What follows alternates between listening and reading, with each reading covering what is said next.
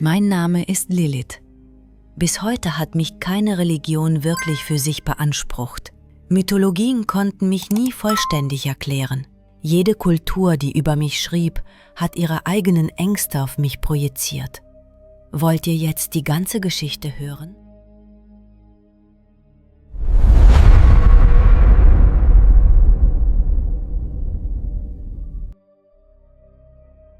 In den heißen Nächten Mesopotamiens, im Schatten der babylonischen Türme, fürchteten sich die Menschen davor, dass ihre Körper in Besitz genommen werden könnten. Im Schlaf, in ihrer Wehrlosigkeit, an dieser ungewissen Grenze zwischen Traum und Wirklichkeit. Diese Angst trug den Namen Lilithu. Eigentlich war es nicht einmal ein Name, sondern eine Kategorie. Nachtgeister, Sturmteufel, unsichtbare Invasoren. Man nannte sie Litu, Lilu, Ardat Lili. Oft war sogar ihr Geschlecht unklar, denn wichtig war nicht das Geschlecht, sondern die Funktion. Sie brachten Hitze, sie stahlen den Atem, sie drangen in die Körper schwangerer Frauen ein, sie betraten die Träume der Männer und nahmen ihren Samen. Die mesopotamischen Frauen ließen ihre Babys nachts nicht allein, denn Stille war manchmal schlimmer als der Tod. Man hängte Amulette an die Wiege, man vergrub Tontafeln an den Türschwellen. Was darauf geschrieben stand, war eigentlich keine Magie, sondern Verhandlung. Rühr es nicht an, es gehört mir, geh woanders hin. Diese Angst war eine Überlebensstrategie in einer Welt, in der Krankheit, Tod, Sexualität und Traum unverstanden blieben. Die Vorstellung, dass der Körper ohne Erlaubnis in Besitz genommen werden kann, ist so alt wie die Nacht selbst. Und Lilith wurde genau auf dieser Vorstellung errichtet. Doch dann veränderte sich etwas. Das Vielfache wurde zum Einzelnen. Die Kategorie verwandelte sich in einen Namen. Die formlose Angst nahm das Gesicht einer Frau an. Diese Verwandlung war vielleicht der kritischste Moment der gesamten Geschichte. Denn wenn etwas benannt wird, wird es bestrafbar. Der Nachtgeist war einfach etwas, das existierte. Aber Lilith wurde zu jemandem, der handelte. Und wer handelt, wird zur Verantwortung gezogen, wird beschuldigt, wird verurteilt. In den hebräischen Texten, in Jesaja 34,14, erscheint Lilith nur ein einziges Mal. Wenn von Kreaturen die Rede ist, die in Ruinen, Wüsten und verlassenen Orten leben, heißt es, auch Lilithin wird dort nächtigen. Doch selbst in diesem Satz herrscht Unklarheit. Ist sie ein Nachtvogel, ein Nachtgespenst oder eine Art Dämon? Niemand weiß es genau. Aber wichtig war, dass sie an der Grenze zwischen Wildnis und Zivilisation platziert wurde. Sie begann dort, wo die Zivilisation enden sollte. Sie war an Orten, die die Menschen nicht mehr kontrollieren konnten, dort, wo das Licht des Feuers nicht mehr hinreichte. Zu diesem Zeitpunkt ist Lilith noch keine Frau. Sie besitzt noch keine Geschichte. Sie steht nur am Rand der Existenz als eine unbestimmte Form der Gefahr. Aber Menschen können Ungewissheit nicht ertragen, besonders nicht, wenn es um Angst geht. Angst verlangt nach Erklärung, nach einem Warum. Und wenn der Preis, eine Frau zu sein, hoch ist, dann muss auch die Figur, die diesen Preis trägt, eine Frau sein. Genau an diesem Punkt in der mittelalterlichen jüdischen Literatur erhält Lilith eine Geschichte. Der Text namens Alphabet des Ben Sira gibt ihr einen Ursprung, eine Vergangenheit, ein Verbrechen und vor allem einen Moment der Zurückweisung. Dem Text zufolge wird Lilith zusammen mit Adam erschaffen, vor Eva, aus demselben Lehm, demselben Atem, unter denselben Bedingungen. Am Anfang gibt es keine Überlegenheit zwischen ihnen. Doch dann entsteht ein Konflikt. Im Bett. Adam will, dass sie unter ihm liegt. Lilith weigert sich. Ihre Begründung ist einfach. Wir beide wurden aus demselben Lehm erschaffen. Warum sollte ich unten sein? Adam besteht darauf. Lilith bleibt stur. Und als keine Einigung erzielt werden kann, spricht Lilith den geheimen Namen Gottes aus und fliegt aus Eden davon. Und diese Zurückweisung ist ihre eigene Wahl. Das Paradies ist ihr weniger wert als die Unterwerfung. Gott schickt 3 Engel. Diese Engel heißen Senoi, Sansenoi und Semangelow. Ihre Aufgabe ist es, sie zurückzubringen. Sie finden Lilith an den Ufern des Roten Meeres. Sie bieten ihr Bedingungen an. Sie stoßen Drohungen aus. Sie sagen, wenn sie nicht zurückkehrt, werden jeden Tag 100 ihrer Kinder sterben. Lilith weigert sich erneut und genau in diesem Moment der Zurückweisung lässt der Mythos die Strafe einsetzen. Wenn ihre eigenen Kinder sterben müssen, dann wird sie auch die Kinder anderer nehmen. Der Verlust wird gegenseitig, der Schmerz wird zum Ausgleichsinstrument. Und so wird jeder unerklärliche Kindstod nun mit Liliths Rache in Verbindung gebracht. Die Zurückweisung wird als Katastrophe neu geschrieben und diese Niederschrift wird jahrhundertelang wiederholt. Aber hast du etwas bemerkt? Liliths Geschichte wird niemals aus Liliths Mund erzählt. Immer erzählen andere sie. Immer wird sie als Figur konstruiert, die die Ängste anderer trägt. Vielleicht ist das die größte Frage. Wenn Lilith sprechen könnte, würde sie dieselbe Geschichte erzählen? Kindstod war das größte Trauma der antiken Welt. Es gab keine Erklärung, keine Vorbeugung, nur ein kalter Körper in der Wiege, wenn der Morgen kam. Und die Menschen konnten dieses Grauen nicht ohne Erklärung ertragen, denn Schmerz ohne Erklärung ist noch schwerer. Nicht jeder Zufall bringt Trost. Aber ein Schuldiger verändert alles. Wenn es einen Schuldigen gibt, hat der Schmerz einen Grund.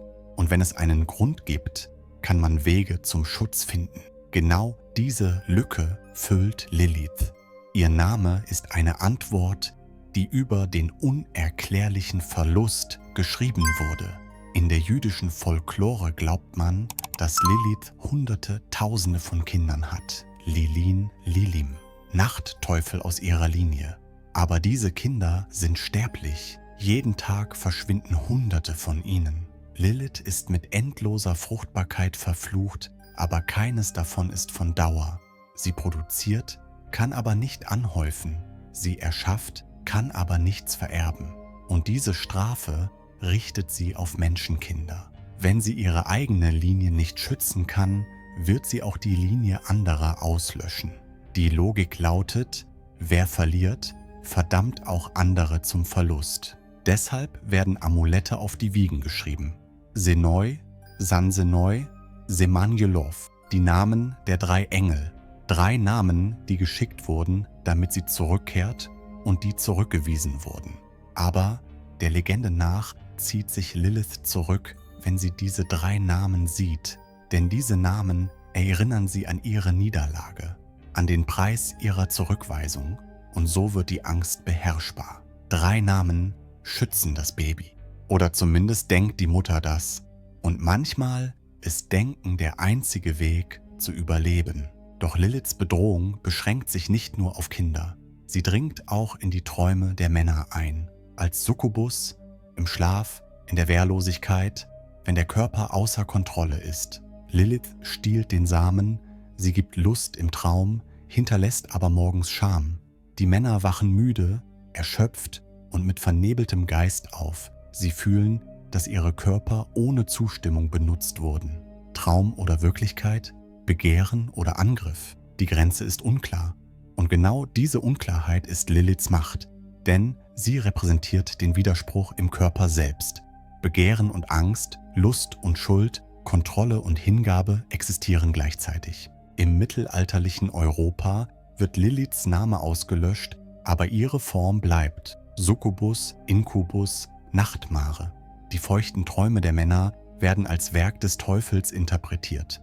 Das sexuelle Verlangen der Frauen wird als geheime Absprache mit dem Teufel beschuldigt. Die meisten Frauen, die in Hexenjagden verbrannt wurden, wurden verurteilt, weil sie unkontrollierbare Sexualität zeigten. Entweder weil sie zu begehrenswert waren oder weil sie überhaupt nicht begehrenswert waren. In beiden Fällen ist das Verbrechen dasselbe. Der Körper der Frau hat sich außerhalb der männlichen Autorität bewegt. Und Lilith, als erste, die sich dieser Autorität widersetzte, ist die archetypische Referenz für all diese Anschuldigungen. In der islamischen Tradition erscheint Lilith nicht direkt unter ihrem Namen, aber Es gibt parallele Figuren. Djinns, besonders weiblich Djinns, legen sich nachts auf die Menschen, nehmen ihnen den Atem und dringen in ihre Körper ein. Im Koran steht geschrieben, dass die Djinns aus Feuer erschaffen wurden, dass sie Menschen heiraten und Kinder gebären können. Und in sufistischen Texten gibt es Glaubenssätze, dass einige Djinns besonders schwangere Frauen und Neugeborene ins Visier nehmen. Man nennt sie Sibian, die Mutter der Kinder. Aber Muttersein bedeutet hier nicht Schutz. Es bedeutet Besitz, nehmen, konsumieren. Was in der jüdischen, christlichen und islamischen Tradition gemeinsam ist Folgendes. Der weibliche Körper ist ein Bereich, der kontrolliert werden muss. Und wenn er nicht kontrolliert werden kann, wird er als Bedrohung kodiert.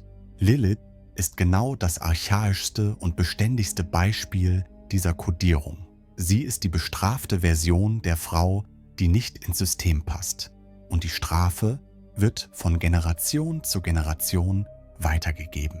Denn jede Totgeburt, jede Fehlgeburt, jeder feuchte Traum kann immer noch mit ihrem Namen erklärt werden. Und Erklärung schafft die Illusion von Kontrolle. Kontrolle aber macht die Angst erträglich. Aber hier ist die wirklich beunruhigende Frage. Wenn Lilith wirklich schuldig ist, warum hat sie dann so lange überlebt? Warum hat jede Kultur sie neu erschaffen? Warum ist ihr Name auch im 21. Jahrhundert noch in aller Munde? Lilith ist vielleicht nicht nur ein Monster, sie ist der Punkt, an dem alles Unterdrückte zurückkehrt. Vielleicht ist sie der Beweis dafür, dass das Zurückgewiesene niemals vollständig vernichtet werden kann. In der Kabbala ist das Universum ein Baum, Sephirot, 10 Stufen, Kanäle, durch die göttliche Energie zur Schöpfung fließt. Ganz oben unendliches Licht, ganz unten die materielle Welt. Und während das Licht fließt, bricht es manchmal, verwandelt sich manchmal in Dunkelheit. Die Kabbalisten nennen das zerbrochene Gefäße, Qlīphot, die zusammengebrochene, umgekehrte Form des Heiligen. Und genau in diesem Zusammenbruch lebt Lilith. Sie ist der Schatten der Sephirot, die Kehrseite der Schöpfung, der Überschuss, den die göttliche Ordnung nicht akzeptieren kann. Im Zohar, dem mystischen jüdischen Text, ist Lilith nicht mehr nur eine rebellische Frau. Sie ist die Gefährtin von Samael. Samael, die Figur in der jüdischen Tradition, die mit dem Teufel gleichgesetzt wird, der Engel des Todes, der Ankläger. Und Lilith wird als seine dunkle Königin dargestellt. Zusammen herrschen sie in der untersten Schicht der Qlīphot. Ihre Vereinigung ist eine Parodie der heiligen Ehe. Während die gesegnete Vereinigung von Adam und Eva Generation und Fruchtbarkeit bringt, erzeugt die Vereinigung von Samael und Lilith Tod und Unfruchtbarkeit. Ihre Kinder, die Lilin, sind Nachtteufel. Sie dringen in die Träume der Menschen ein, bringen Krankheit, saugen Energie aus den Körpern. Aber in der Kabbala ist Lilith nicht nur eine Feindin, sie ist auch notwendig, denn Existenz basiert auf dem Gleichgewicht der Gegensätze. Licht wird ohne Dunkelheit nicht verstanden. Das Heilige kann ohne das Profane nicht definiert werden. Schöpfung ist ohne Zerstörung nicht vollständig. Und Lilith repräsentiert genau diese Energie der Zerstörung. Sie ist die Dunkelheit, die existieren muss, damit die Welt im Gleichgewicht bleibt. Der Schatten ist Teil des Lichts und Lilith lebt in diesem Schatten. Im islamischen Sufismus gibt es einen ähnlichen Begriff, Nafs, die dunkle, rebellische, begehrende Seite im Menschen. Nafs-i Amara, die zum Bösen befehlende Seele. Sie zu kontrollieren, ist der größte Kampf des Sufismus, denn die Nafs kann nicht vernichtet werden. Sie kann nur erzogen werden, transformiert werden, übernommen werden. Und Lilith ist in diesem Sinne eine kollektive Nafs, die verkörperte Form der dunklen Begierden, der zurückgewiesenen Kräfte, der ungehorsamen Triebe, die die Gesellschaft unterdrückt, aber niemals vernichten kann. In kabbalistischen Texten glaubt man, dass Lilith 4 Formen hat. Junge Lilith, alte Lilith, nördliche Lilith, südliche Lilith. Jede trägt eine andere Energie. Eine kommt mit Anziehung, eine mit Entsetzen. Eine konsumiert, eine zieht an, eine verführt, eine vernichtet. Und die 4 Formen zusammen repräsentieren die unkontrollierbaren Aspekte weiblicher Energie. Die Gesellschaft erwartet von der Frau, Mutter, Ehefrau, Pflegerin zu sein. Aber was, wenn die Frau etwas anderes ist? Was, wenn Begehren nicht nur zur Fortpflanzung da ist? Was, wenn Macht nicht nur zum Dienen da ist? Genau in diesen Was-wäre-wenn-Fragen lebt Lilith. Im Mittelalter kennen auch christliche Mystiker Lilith, aber sie geben ihr andere Namen. Die Frau des Teufels, die Braut Satans, die Königin der Dunkelheit. Sie ist die Kehrseite der Jungfrau Maria. Maria gehorcht, ist offen für das heilige Licht, bringt ihren Sohn zur Welt und repräsentiert für alle Ewigkeit Reinheit. Lilith hingegen weigert sich, gehört zur Dunkelheit, nimmt Kinder weg und rebelliert für alle Ewigkeit. 2 Frauen, 2 Archetypen, 2 Optionen. Wähl eine, entweder Engel oder Monster. Dazwischen gibt es nichts. Aber genau in dieser Zweiteilung wird etwas verborgen. Echte Frauen sind niemals nur ein Archetyp. Sie schützen und weisen zurück, sie gebären und zerstören, sie ergeben sich und rebellieren. Aber die Gesellschaft kann diese Komplexität nicht ertragen. Deshalb teilt sie die Frau in 2 Kategorien, heilig und verflucht, Maria und Lilith. Und jede Frau findet sich zwischen diesen beiden Polen wieder, gezwungen zu wählen, was sie sein wird. Aber die Wahl liegt meist nicht in ihrer Hand. Die kabbalistische Interpretation von Lilith positioniert sie als universelle Kraft. Sie ist nicht mehr nur eine rebellische Frau, sondern repräsentiert ein kosmisches Prinzip. Das Zurückgewiesene verschwindet nicht. Das Ausgeschlossene verschwindet nicht. Das Unterdrückte kehrt zurück. Immer. Vielleicht in einer anderen Form. Vielleicht unter einem anderen Namen. Aber es kehrt zurück. Denn Energie kann nicht vernichtet werden. Sie ändert nur die Form. Und Lilith ist genau diese unveränderliche Energie selbst. Was bedeutet das also? Gegen Lilith zu kämpfen bedeutet eigentlich, gegen dich selbst zu kämpfen. Zu versuchen, sie zu vernichten, bedeutet, deinen eigenen Schatten zu vernichten. Und der Schatten wächst, je mehr du fliehst. Denn das Licht ist es, das den Schatten erschafft. Und wenn du dich dem Licht zuwendest, bleibt der Schatten hinter dir. Aber er ist immer noch ein Teil von dir.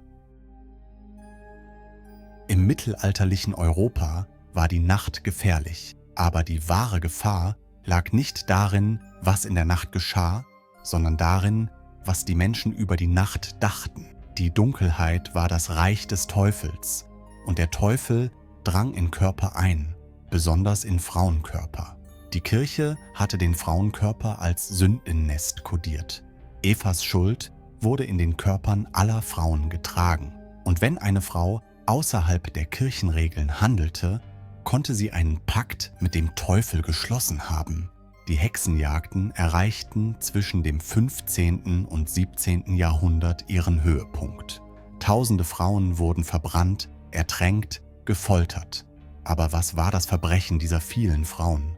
Oft war es unklar, mit der Nachbarin gestritten zu haben, dem Ehemann widersprochen zu haben, zu schön zu sein oder zu hässlich zu sein, zu still zu sein oder zu gesprächig zu sein, Wissen über Geburtenkontrolle zu besitzen, Heilkräuter zu kennen, allein zu leben, es vorzuziehen, nicht zu heiraten und hunderte ähnlicher Gründe konnten sich in eine Hexereibeschuldigung verwandeln.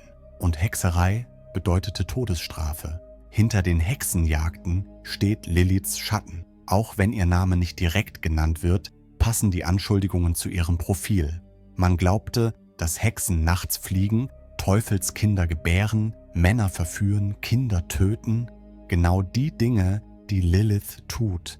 Die Hexenjagden waren eigentlich Jagden auf Lilith. Aber Lilith konnte nicht gefasst werden, denn sie war ein Mythos. Deshalb wurden echte Frauen verbrannt. Die verbrannten Frauen waren meist jene, die außerhalb der Gesellschaft standen. Alt, allein, arm oder genau das Gegenteil. Jung, schön, unabhängig. An beiden Enden gab es die Unkontrollierbaren. Kirche und Staat wollten jeden Moment des Frauenkörpers regulieren. Ehe, Geburt, Sexualität, alles unterlag der Erlaubnis. Aber einige Frauen lebten außerhalb dieser Erlaubnisse und diese Frauen wurden als gefährlich angesehen. Denn Ungehorsam ist ansteckend. Wenn eine Frau Nein sagen kann, können es auch andere. Und das System kann nicht zu viele Nein ertragen. Aber dann veränderte sich etwas. Die Aufklärung kam. Die Wissenschaft ersetzte den Aberglauben. Die Hexenjagden endeten. Aber Lilith verschwand nicht. Sie änderte nur die Form. Im 19. Jahrhundert entdeckte die Psychoanalyse sie wieder. Freud und Jung sprachen von Archetypen, unterdrückter Sexualität, dem Schatten selbst. Und Lilith wurde genau in diesem Schatten wieder lebendig. Sie war kein echter Dämon mehr, aber sie war eine psychologische Realität. Das Symbol der unterdrückten Begierden, der zurückgewiesenen Triebe, die in den Köpfen der Menschen leben. Ende des 20. Jahrhunderts definierte die feministische Bewegung Lilith neu. Diesmal war sie kein Opfer, sondern eine Heldin, die erste freie Frau, die erste Rebellin, die erste, die Nein sagte, der erste Widerstand gegen das Patriarchat. Lilith wurde in feministischer Literatur, Kunst und Musik zur Ikone. Ihre Zurückweisung wurde nicht mehr als Sünde, sondern als Tugend gesehen. Sie repräsentierte die Macht, die Frauen nicht haben durften. Und ihr Bild wurde zum Symbol der Befreiung. In okkulten Kreisen rückte Lilith ins Zentrum der Rituale.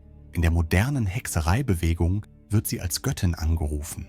In Schwarzmondritualen repräsentiert sie die dunkle weibliche Energie. Sie wird als Patronin der Kreativität, Sexualität und Autonomie gesehen. Sie ist nicht mehr jemand, vor dem man sich fürchten muss, sondern jemand, von dem man Kraft schöpfen kann. Und die Menschen tragen ihren Namen, lassen sich tätowieren, zünden Kerzen an, wirken Zauber. Lilith ist nicht mehr nur eine Legende, sondern Teil einer lebendigen Praxis. Aber hier entsteht eine Spannung. Lilith ist sowohl Freiheitssymbol als auch Bedrohung, sowohl Kraftquelle als auch Unheilsbote. Welche Lilith ist echt, die ungehorsame Frau oder die Kindsmörderin, das autonome Individuum oder die konsumierende Kraft, die feministische Ikone oder das dämonologische Wesen? Die Antwort ist wahrscheinlich alle, denn Lilith war nie nur eines. Sie ist eine Projektionsfläche. Jede Kultur, jede Epoche hat ihre eigenen Ängste, Begierden und Werte auf sie projiziert. Und jetzt, im 21. Jahrhundert, ist diese Projektion komplexer geworden. Denn Lilith lebt nicht mehr nur in Texten, sie lebt auf Instagram, TikTok, in Netflix-Serien, in Tattoos, Modekollektionen und, wie wir es auch in unserem Thema behandeln, in YouTube-Videos. Du kannst jetzt gerade mit deinem Handy nach Lilith suchen. Gib in Google ein Lilith Aesthetic. Was dir begegnen wird, sind tausende Bilder. Schwarz-weiß gefilterte Frauen, Schlangenmotive, blutige Lippen, dunkle Wälder, gotische Schriften. Alles trägt Lilith-Energie. Aber frag dich selbst, ist das wirklich Lilith oder ist es die markentaugliche Version von Lilith? Was ist deiner Meinung nach der Unterschied? Das eine fordert einen Preis, das andere fordert Likes. Lilith verliert in der Mythologie im Moment der Zurückweisung alles: das Paradies, die Sicherheit und das Gefühl der Zugehörigkeit. Im Gegenzug gewinnt sie Freiheit, aber diese Freiheit wird im Exil gelebt, in Einsamkeit, unter Bedrohung, im Fluch. Liliths Freiheit ist keine bequeme Freiheit, sie ist eine unerträgliche Freiheit. Denn wenn die Gesellschaft dich nicht anerkennt, kannst du dich auch selbst nicht erkennen. Wenn der Spiegel keine Reflexion zeigt, wie sollst du dann wissen, wer du bist? Das ist Liliths Freiheit. Eine Freiheit ohne Spiegel. Und das ist vielleicht das Schmerzhafteste. Aber in der modernen Welt erfordert es kein Exil, sich Lilith zu eigen zu machen. In die Bio Lilith Energy zu schreiben, ist zu einer Art geworden, Identität in sozialen Medien aufzubauen. Und das ist eine gefahrlose Rebellion. Du verbrennst keine Brücken, du beendest keine Beziehungen, du wählst nur eine Ästhetik. Und diese Ästhetik lässt dich interessant aussehen, tiefgründig aussehen, unerreichbar aussehen. Aber in Wahrheit bleibt alles, wie es ist. Dein Job, deine Familie, deine Freunde, deine Routine. Lilith wird nur ein Filter, ein Profilbild, ein Spotify-Playlist-Name. Hier beginnt die eigentliche Frage. Wenn du Lilith konsumieren kannst, ist sie dann wirklich Lilith? Denn die Essenz von Lilith ist es, nicht konsumierbar zu sein. Sie ist die Kraft, die nicht ins System integriert werden kann. Aber im Moment hat das System sie integriert. Der Kapitalismus verkauft sogar Rebellion. Und Lilith ist eines der meistverkauften Produkte. Aber vielleicht ist das nicht völlig schlecht. Vielleicht bedeutet die Verbreitung von Liliths Bild, dass sich auch ihre Energie verbreitet. Vielleicht lernt eine junge Frau, wenn sie über Lilith liest, dass es möglich ist, Nein zu sagen. Vielleicht beginnt ein Mann, wenn er Liliths Geschichte hört, weibliche Autonomie anders zu betrachten. Im modernen Okkultismus wird die Arbeit mit Lilith als ernsthafte Angelegenheit betrachtet, denn sie ist keine beruhigende Energie. Sie bringt deine dunkelsten Seiten, deine am meisten zurückgewiesenen Teile an die Oberfläche. Sie spricht mit dir über die unterdrückte Wut, das ungezügelte Verlangen, die Macht, für die du dich schämst. Und dieses Gespräch ist unbequem, denn Lilith lügt dich nicht an. Sie erinnert dich an jeden Moment, in dem du dich für gesellschaftliche Akzeptanz klein gemacht hast, an jede Regel, der du gehorcht hast, aber nicht geglaubt hast, an jede Beziehung, die du nicht geliebt, aber aufrechterhalten hast. Und dann stellt sie dir eine Frage: Musst du das immer noch tun? Und diese Frage ist gefährlich, denn wenn die Antwort Nein ist, dann musst du dich verändern. Und Veränderung bringt immer einen Verlust mit sich. Dein altes Selbst muss sterben, damit dein neues Selbst geboren werden kann. Und dein altes Selbst macht Lärm. Es weint, es wehrt sich, denn es wurde geschaffen, um zu überleben. Und jetzt zerstörst du es. Vielleicht ist das die wahre Lektion von Lilith. Freiheit ist nicht kostenlos. Freiheit fordert einen Preis. Und bist du bereit, diesen Preis zu zahlen? Denn wenn du nicht bereit bist, wird Lilith dich verschlingen. Aber wenn du bereit bist, geht sie mit dir in der Dunkelheit, in der Einsamkeit, im Exil. Aber in deinem Exil, Lilith rettet dich nicht, aber sie bleibt bei dir. Und manchmal ist das genug.